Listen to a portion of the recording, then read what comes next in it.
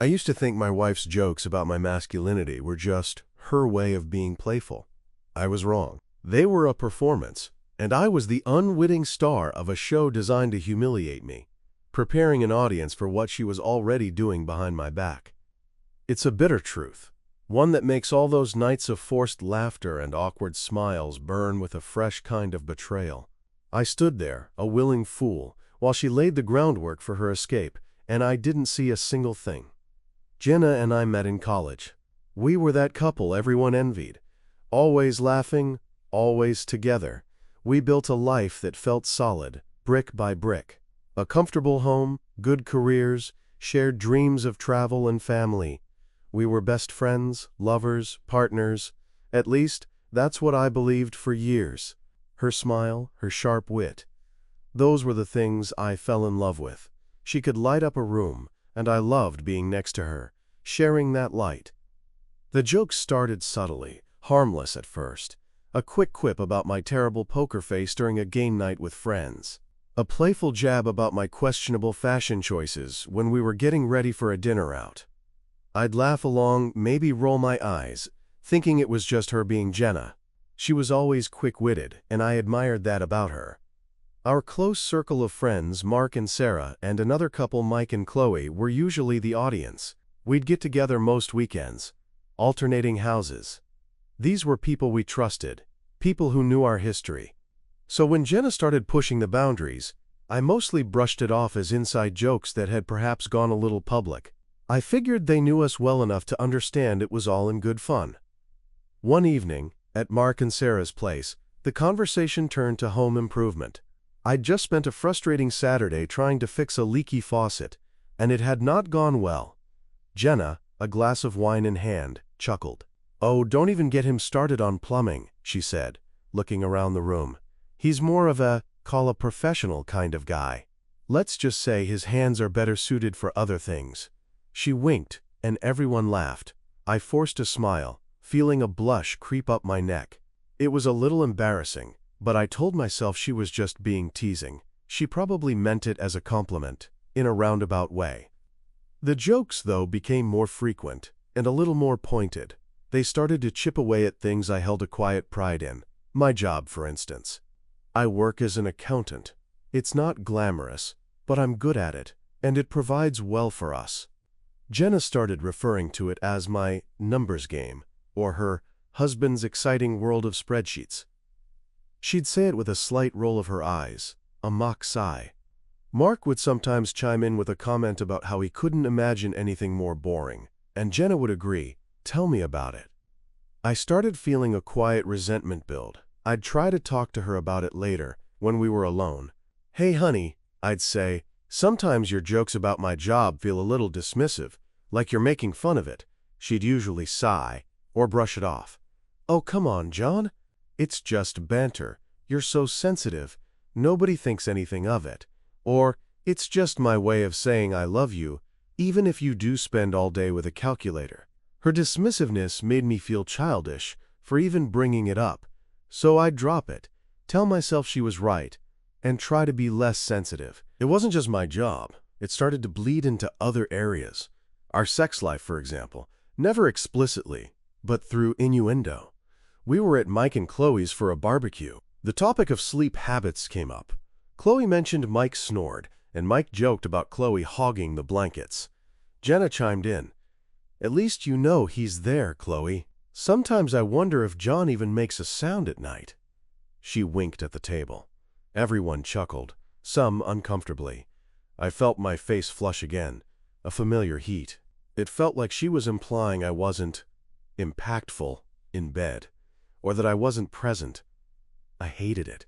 It felt like a subtle emasculation, right there in front of our friends. That night, driving home, I tried again. "Jenna, what was that comment about me not making a sound at night?" I asked, my voice tight. She turned the radio down slightly. "Oh, for goodness sake, John. It was a joke.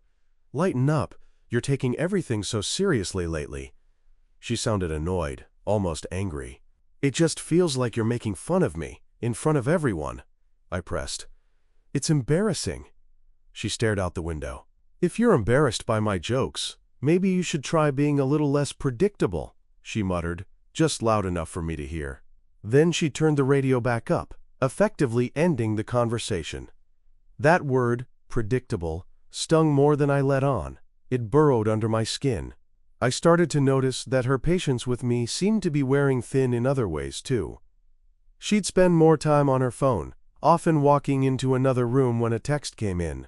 She'd started taking up a new spin class 3 evenings a week, which was great for her, but it meant she wasn't home until late. When I'd ask her about her day, she'd give short, clipped answers, sometimes without even looking up from her screen. It was a subtle shift, but it was there. I attributed it to stress from her work, or maybe just a new phase in our marriage. People change, after all. But the jokes continued, and they grew more personal, more frequent. It felt like she was testing the waters, seeing how far she could push, how much I would tolerate. Our friends, once awkward, now seemed to accept it as part of our dynamic. Mark would even occasionally join in, a friendly jab here and there, which Jenna would reward with a bright smile and an encouraging laugh. I started to feel like a character in a sitcom, always the butt of the joke, and the audience was my own friends. One Saturday morning I was making breakfast. Jenna was on the couch, scrolling through her phone. I asked her about plans for the afternoon. She gave a non-committal shrug. "Not sure. Maybe I'll meet Chloe for coffee. Or head to the gym." Her eyes didn't leave her screen. Then a message came through, and she quickly tapped it, a small smile playing on her lips. She didn't walk away this time, but she angled the phone just enough so I couldn't see the screen.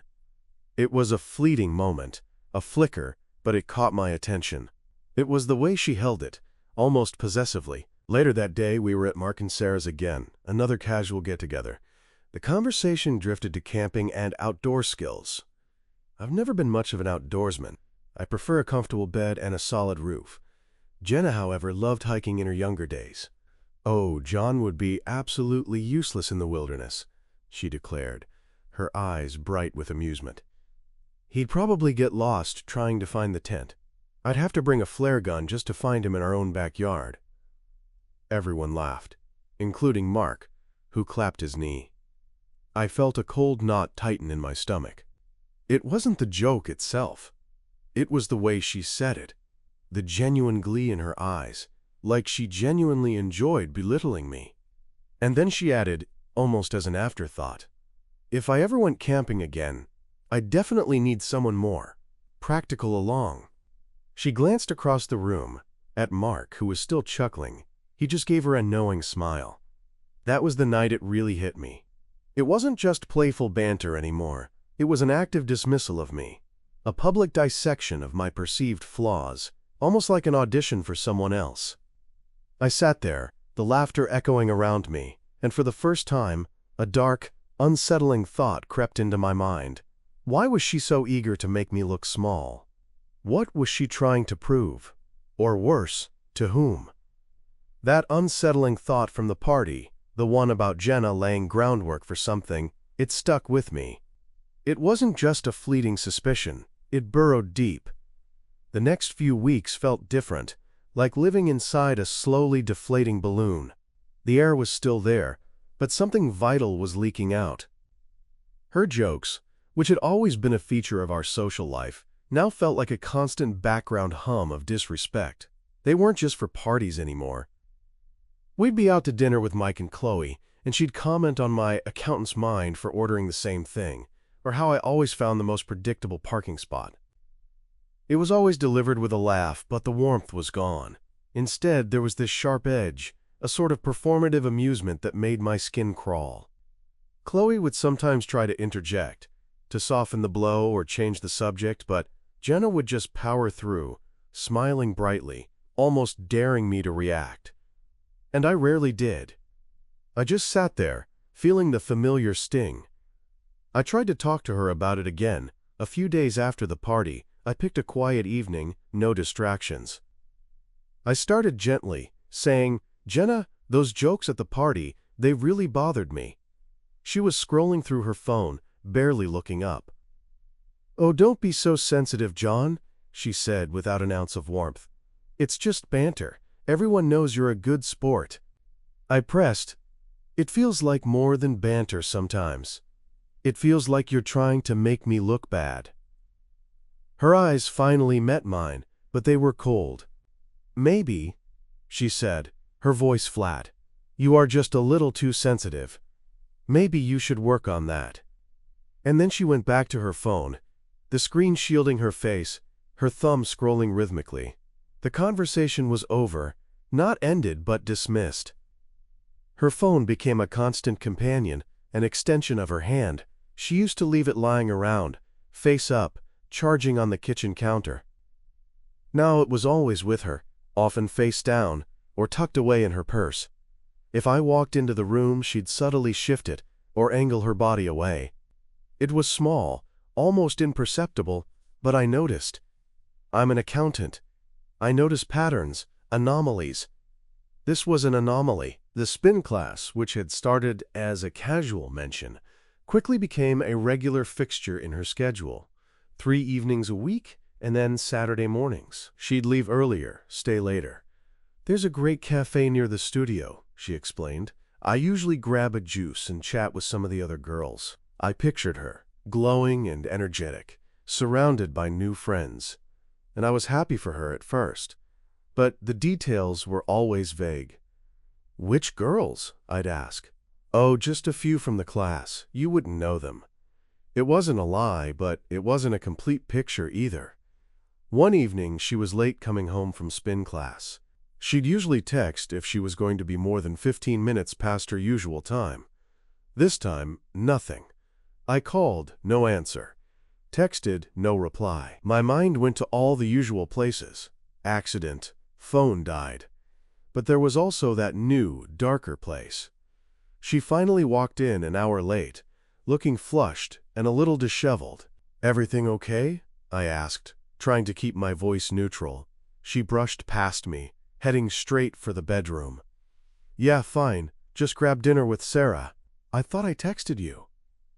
She hadn't. I checked my phone. Nothing.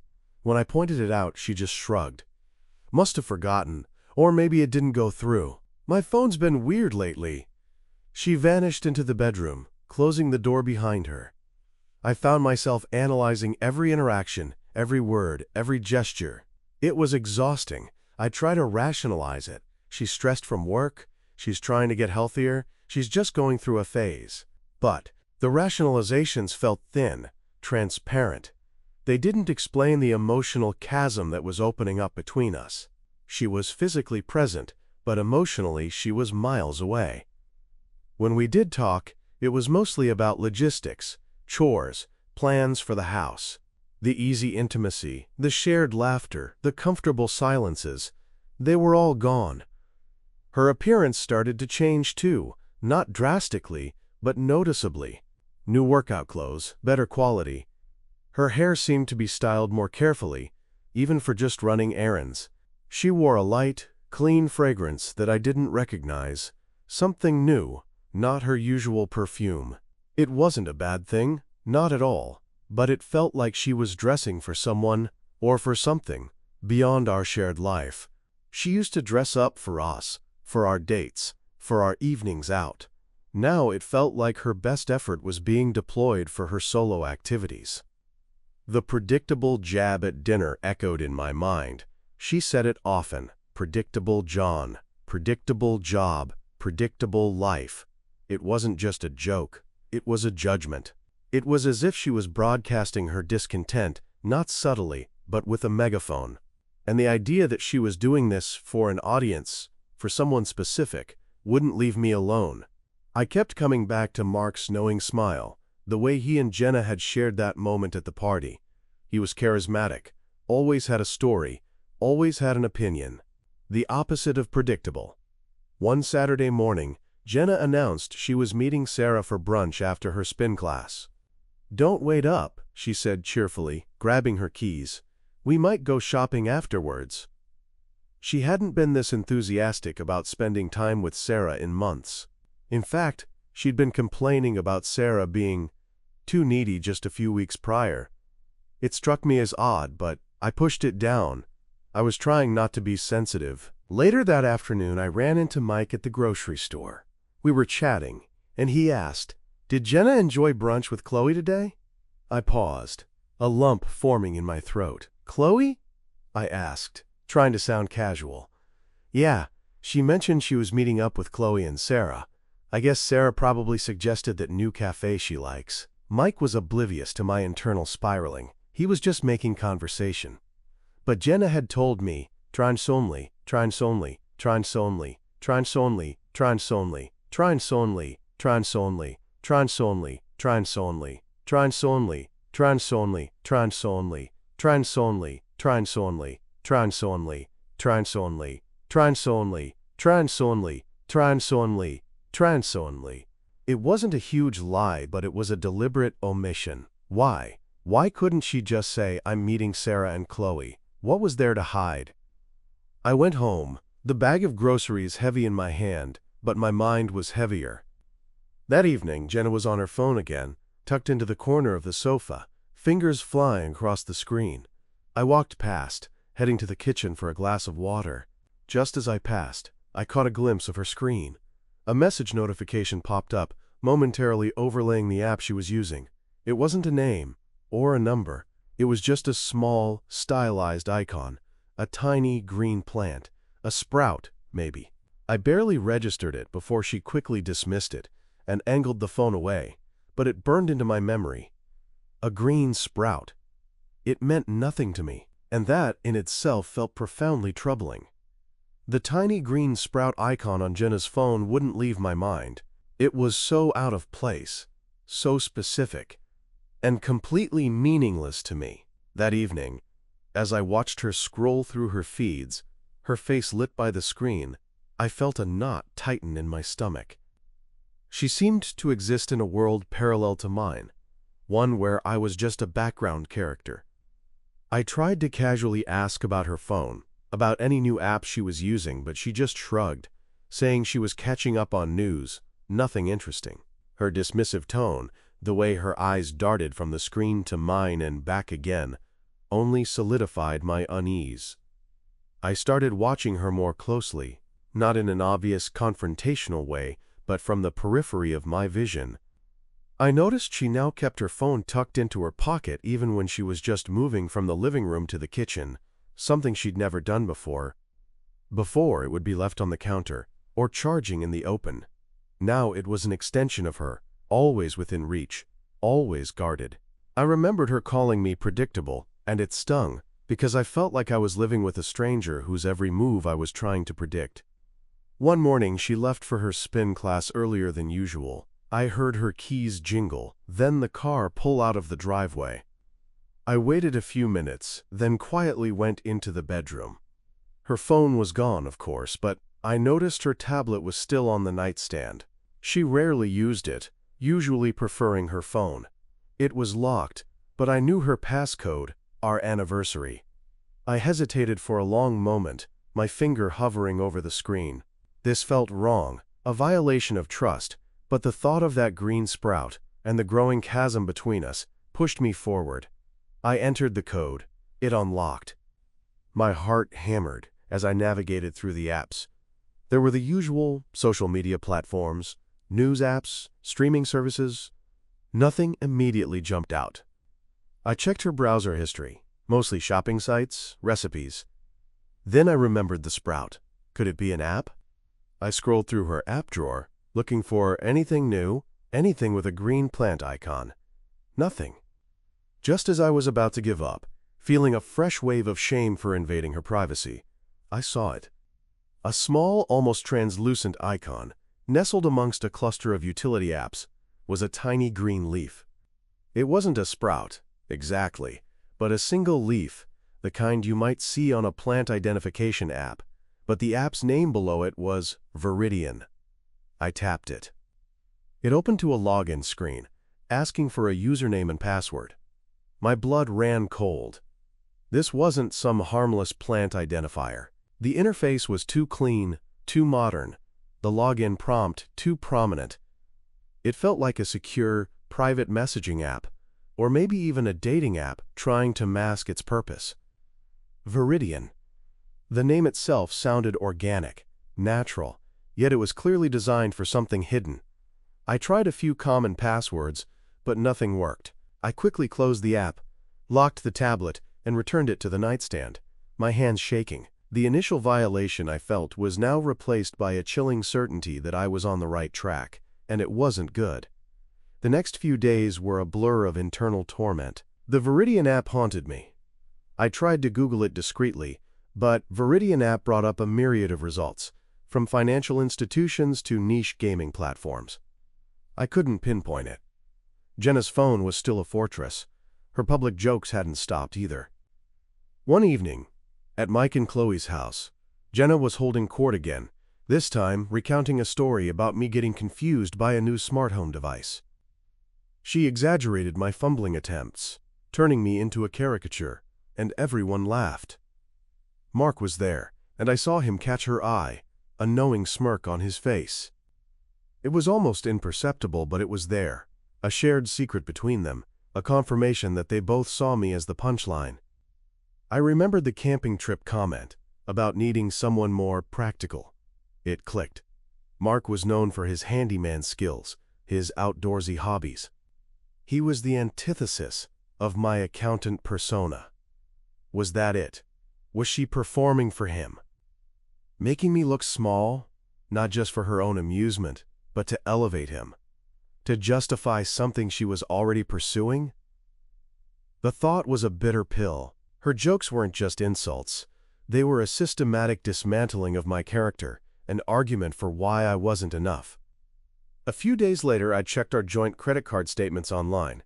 I always did our finances, so this wasn't out of the ordinary, but now I scrutinized every line item. Most of it was predictable. Groceries, utilities, some clothing. Then I saw a charge for a local boutique, Bloom and Thistle, $180. It wasn't a place Jenna usually shopped. Her style was more mainstream. I also noticed a series of small, regular charges for a coffee shop downtown, The Daily Grind, often around lunchtime on weekdays. Jenna worked from home most days, and she always made coffee at home. Why was she buying expensive lattes downtown every other day? When she got home, I casually asked about Bloom and Thistle. "Oh, that was just a gift for Sarah's birthday," she said without looking up from her phone. She loved it. I knew Sarah's birthday had been 2 months ago. I also knew Jenna usually bought Sarah jewelry or books, not boutique clothing. I didn't press it.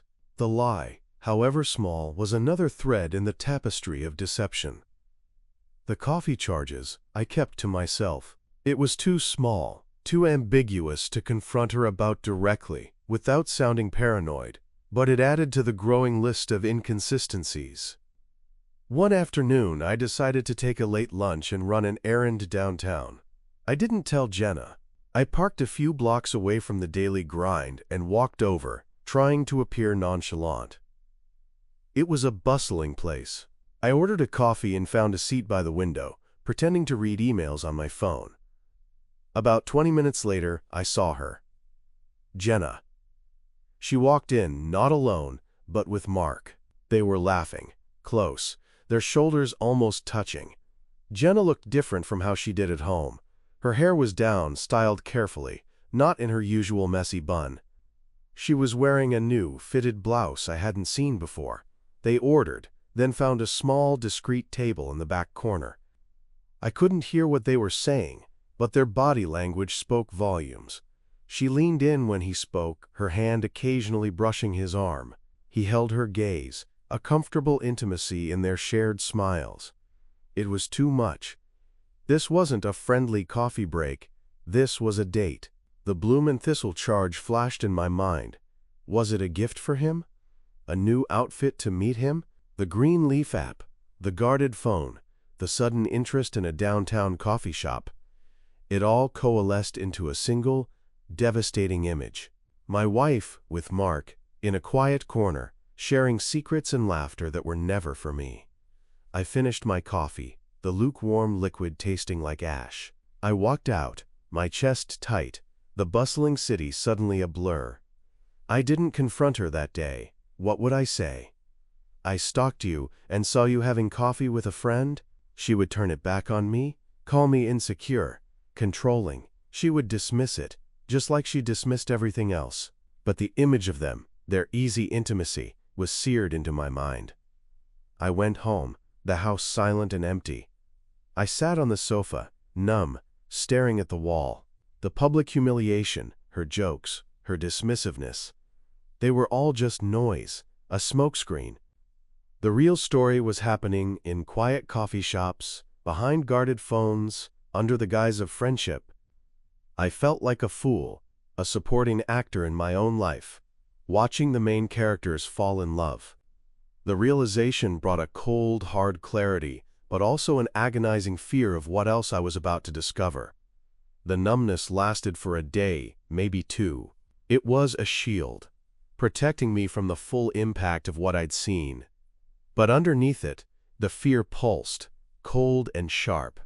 I couldn't unsee Jenna and Mark at that coffee shop. Their easy laughter, the way her hand had lingered on his arm, the shared gaze, it all screamed intimacy, an intimacy that had long vanished from our lives. I couldn't live with that picture burned into my mind, not without understanding the full scope of it. I had to know. I went through the motions. I went to work, came home, cooked dinner. Jenna continued her routine, coming and going, her phone always closed, her answers still vague. The jokes about me had even tapered off slightly, almost as if she didn't need them anymore. Or maybe she was just too preoccupied. That was the most unsettling thought. She wasn't bothering to publicly diminish me because she was already privately moving on. One evening, Jenna was out at her spin class. She'd mentioned going to Sarah's after, so I knew I had a few hours. I sat down at the kitchen island, staring at the tablet she sometimes left behind. It was always logged out or set to a news app. But tonight, it was sitting on the charger, the screen dark. I picked it up. The Veridian app, with its distinctive green leaf icon, was still there, just as I'd seen it before. My heart started to pound. This was it.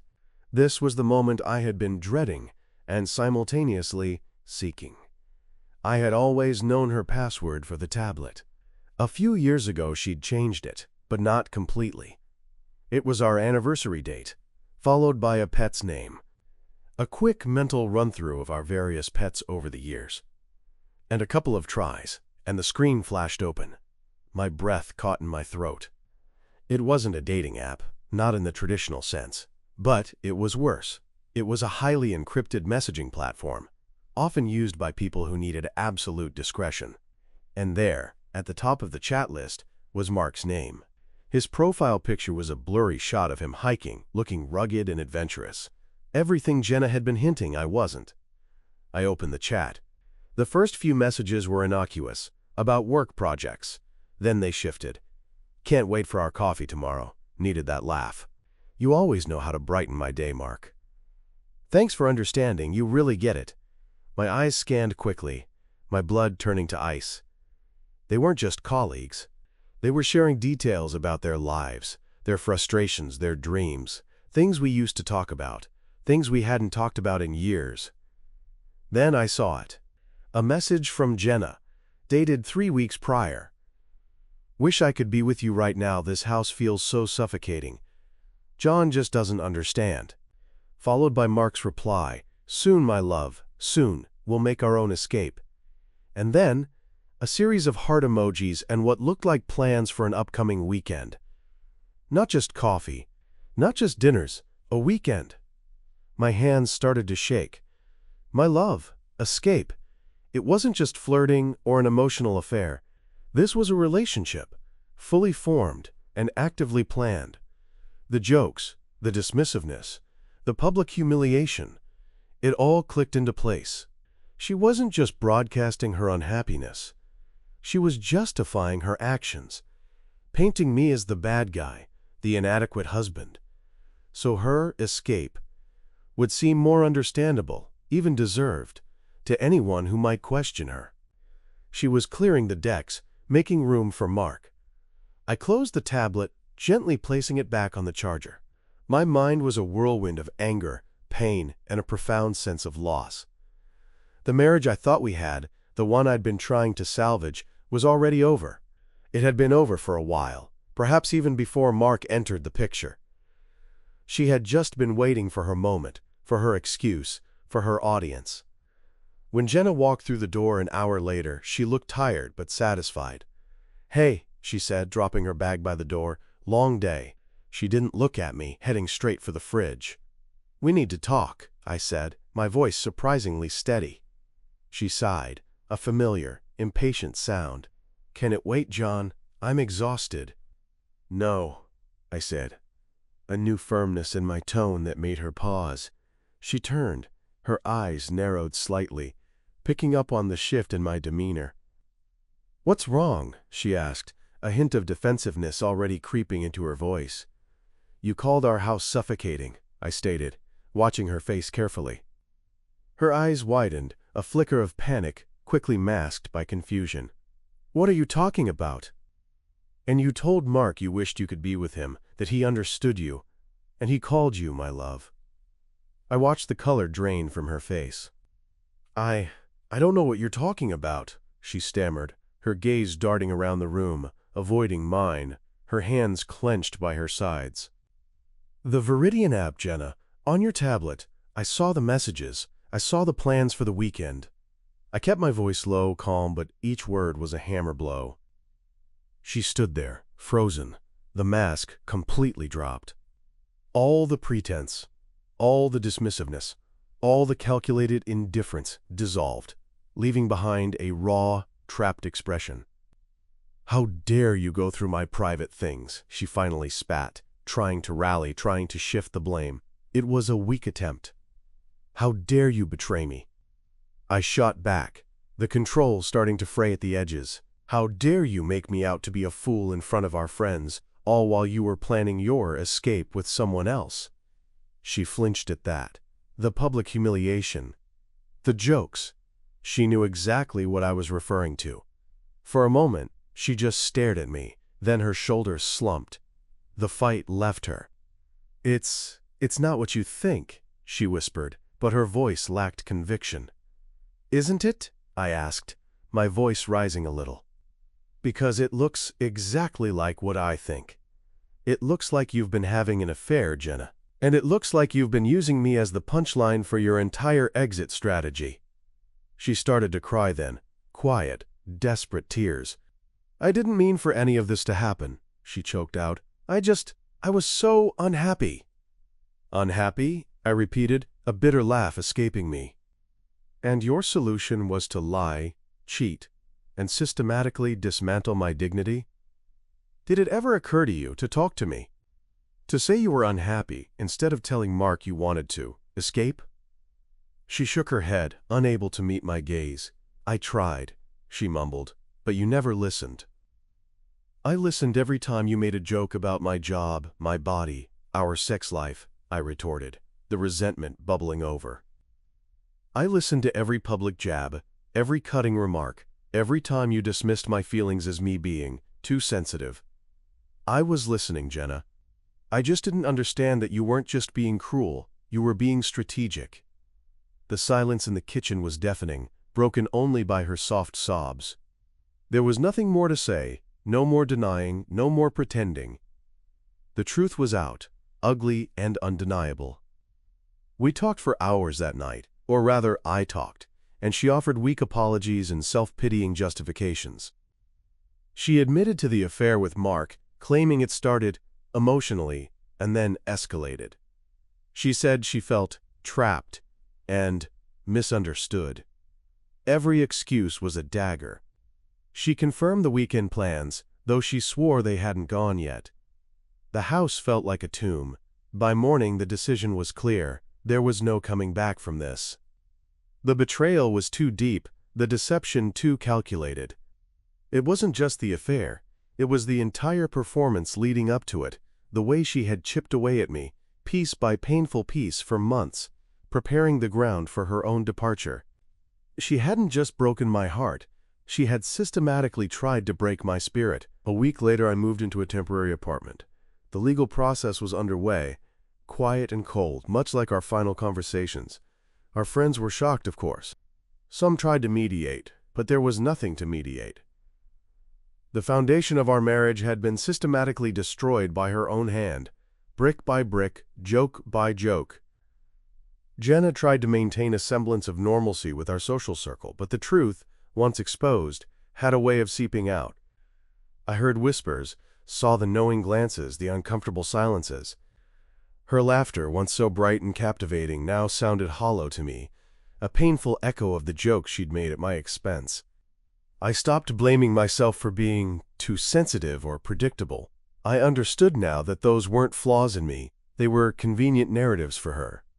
She needed me to be the villain in her story so she could be the misunderstood heroine. The public jokes weren't just about making me feel small. They were about making her feel justified. They were the opening act to her grand exit, the prelude to her affair. And I, the trusting husband, had been the unwitting star of her cruel, calculated show. It was a hard lesson, learned in the most painful way possible, but at least now I finally saw the truth. And in that truth, there was a strange, grim kind of freedom.